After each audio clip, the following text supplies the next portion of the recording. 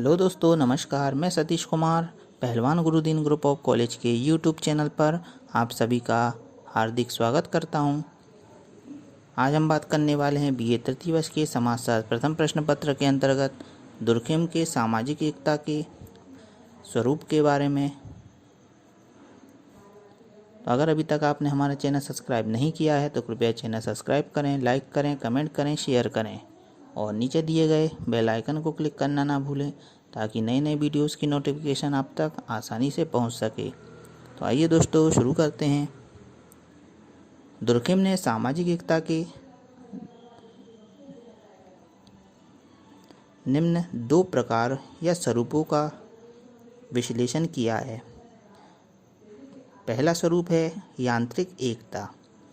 यांत्रिक एकता का आधार एक रूपता व समानता होती है। जिन समूहों में स्थितियां और कार्यों में अपेक्षाकृत अधिक समानता दिखाई देती है, वहाँ व्यक्ति की प्रधानता न होकर सामूहिक स्वरूप की प्रधानता होती है। अर्थात जहाँ विभिन्नता की अपेक्षा समानता का प्रभुत्व होता है, वहाँ यांत्रिक एकता पाई जाती है।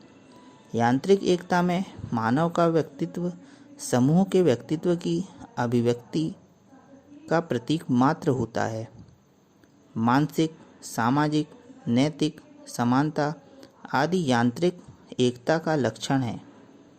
एक सी आवश्यकताएं, एक सा रहन सहन और एक सा जीवन दर्शन, एक सा व्यवसाय आदि इस एकता की प्रमुख विशेषताएं हैं। दुर्खेम के अनुसार प्राचीन आदिम समाजों में इस प्रकार की यांत्रिक एकता पाई जाती है। ऐसे समाजों का आकार छोटा होने के कारण आवश्यकताएं भी समान और कम ही होती हैं। सदस्यों के आर्थिक कार्य, उनके विचार, आदर्श, रुचियां, भावनाएं, धारणाएं आदि प्राय समान होती है।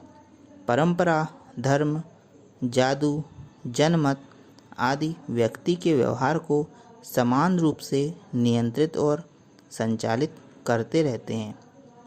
यांत्रिक एकता की सुरक्षा के लिए दमनकारी कानून का आश्रय लिया जाता है, जो कार्य सामूहिक इच्छा के विरुद्ध होते हैं अथवा जिनके द्वारा सामूहिक भावनाओं को ठेस पहुंचती है, वे कठोर दंड के योग्य होते हैं।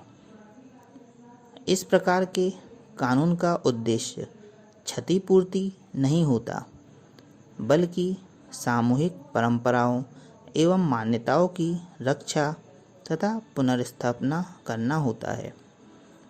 वैधानिक अधिकार वंश परंपराओं के अनुसार मिलते रहते हैं। यांत्रिक एकता को स्पष्ट करते हुए दुर्खेम महोदय ने लिखा है, वहाँ एक ऐसी सामाजिक एकता पाई जाती है जो उस समाज के सभी सदस्यों में सामान्य रूप से पाई जाने वाली चेतना की अवस्थाओं से उत्पन्न होती है। दमनकारी कानून कम से कम जहाँ तक वह आवश्यक है इसी का प्रतिनिधित्व करता है। दूसरी आती है सावयवी एकता। यांत्रिक एकता का आधार समानता और सावयवी एकता का आधार विभिन्न होता है। कार्यों की विभिन्नता तथा विशिष्टता के कारण समूह का प्रत्येक सदस्य दूसरे सदस्य के कार्यों से लाभ प्राप्त करता है। वर्गीकरण और श्रम विभाजन के कारण व्यक्ति का महत्व बढ़ जाता है और वह मानसिक सामूहिक सामान्यता का ध्यान उसी सीमा तक रखता है जहाँ तक उसकी आवश्यकताओं की पूर्ति के लिए यह आवश्यक होता है। पारस्परिक निर्भरता मानव के संबंधों को निर्धारित करती है। अतः अंतर्निर्भरता से समाज में सावयवी एकता उत्पन्न होती है। यह एकता शारीरिक एकता के समान होती है। हाथ, पैर, नाक, कान, आँख आदि अपने विशिष्ट कार्यों को करते हुए स्वतंत्र अंगों के रूप में अस्तित्व रखते हैं, किंतु उनके ये कार्य तभी तक संभव होते हैं जब तक कि ये एक दूसरे से सहयोग करते रहते हैं। पैर शरीर से पृथक होकर कोई कार्य नहीं कर सकता। तात्पर्य यह है कि शरीर के विभिन्न अंगों में एकता रहती है, किंतु यह एकता पारस्परिक निर्भरता पर टिकी होती है। समाज में पाई जाने वाली एकता को सावयवी एकता कहते हैं। दुर्खिम के मतानुसार जनसंख्या के बढ़ने से आवश्यकताएं भी बढ़ती है। इन बढ़ती हुई आवश्यकताओं की संतुष्टि के लिए श्रम विभाजन एवं विशेषीकरण की प्रक्रिया तीव्र हो जाती है, जिसके परिणाम स्वरूप व्यक्ति का महत्व बढ़ जाता है, क्योंकि उसके हाथ में समूह की एक विशिष्ट आवश्यकता की पूर्ति का साधन होता है। इसी श्रम विभाजन की प्रक्रिया के कारण आधुनिक समाज में सावयव के अंगों जैसी पारस्परिक निर्भरता पाई जाती है, क्योंकि प्रत्येक सदस्य को दूसरे की सेवाओं की आवश्यकता पड़ती है। इस कारण यह निर्भरता सहयोग व परनिर्भरता को जन्म देती है। आधुनिक समाजों में कार्यों की विभिन्नता एवं बढ़ती आवश्यकताओं की पूर्ति हेतु समाज के व्यक्तियों में सावयव के विभिन्न अंगों जैसी पर निर्भरता पनपती है। इसलिए दुर्खिम ने आधुनिक सभ्य समाजों में सावयवी एकता का पाया जाना बताया है।